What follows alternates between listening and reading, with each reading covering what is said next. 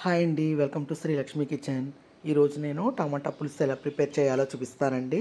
మన ఇంట్లో ఏమీ కాయగూరలు లేనప్పుడు ఇలాగ టమాటాలు ఉంటే ఇలాగ పులుసు చేసుకోవచ్చండి. ఇది చాలా బాగుంటుంది.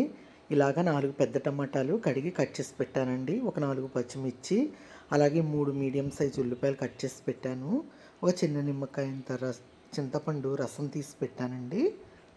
ఇప్పుడు నెక్స్ట్ దీన్ని ఎలా ప్రిపేర్ చేయాలో చూపిస్తాను. ముందుగా స్టవ్ ఆన్ చేసి గిన్నె పెట్టుకుని ఆయిల్ వేసానండి. ఇప్పుడు ఇందులో మనం ఉల్లిపాయ పచ్చిమిర్చి వేసుకుని ఫ్రై చేసుకుందాము. ఉల్లిపాయ అంతా కూడా వేసేసి మొత్తం కలుపుతూ ఫ్రై చేసుకోవాలి.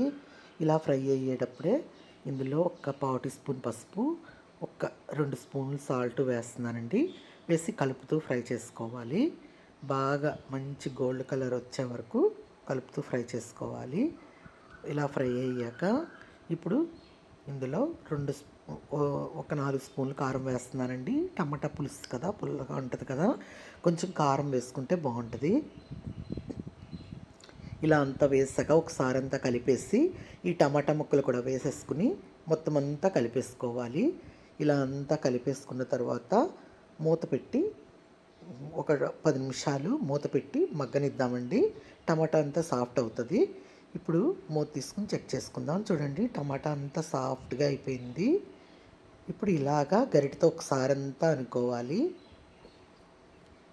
ఇలా అంతా అనుకున్న తర్వాత ఇప్పుడు ఇందులో ఈ చింతపండు రసం వేసేసుకోవాలండి.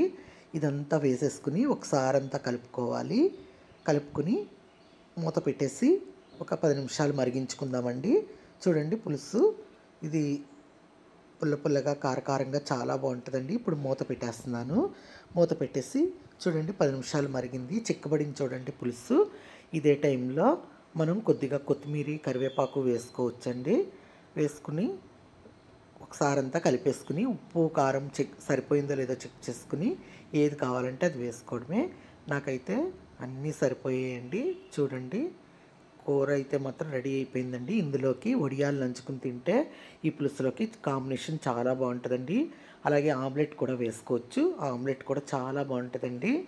ఇలా ప్రిపేర్ చేసుకుని మనం తింటే మజ్జిగ మిరపకాయలు కూడా నంచుకుని తింటే చాలా చాలా బాగుంటుందండి.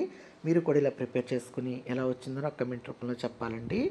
నా వీడియో కనుక నచ్చినట్లయితే లైక్ చేయండి, షేర్ చేయండి, సబ్స్క్రైబ్ చేయండి, కమెంట్ చేయండి. Thank you for watching. Bye bye.